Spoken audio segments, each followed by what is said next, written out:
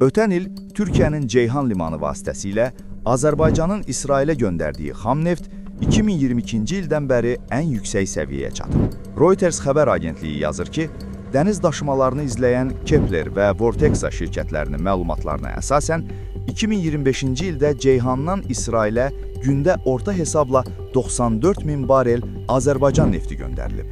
Bu, 2024-cü illə müqayisədə 31% artım deməkdir. Türkiyə rəsmi olaraq 2024-cü ilin iyun ayından İsraillə ticarəti dayandırdığını bildirir. Lakin rəsmi Ankara bildirir ki, Bakı-Tiflis-Ceyhan xətti ilə gedən neftin son təyinatına nəzarət etmir. Dövlət neft daşıma şirkəti BOTAŞ isə satış prosesində iştirak etmir. Analitiklər bildirir ki, Ceyhan limanından çıxan bəzi tankerlər yolüstü izləmə sistemlərini söndürüb, sənədlərdə başqa istiqamət göstərsə də, nəticədə Azərbaycan neftini İsrail limanlarına daşıyır.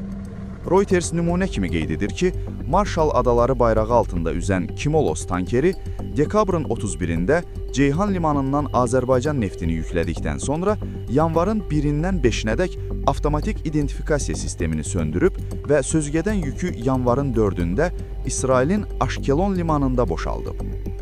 Kepler Qlobal Ticarət İzləmə şirkətinin rəqəmlərinə görə 2025-ci ildə İsrailin neft idxalında Azərbaycan neftinin payı 40,4%-ə yüksəlib.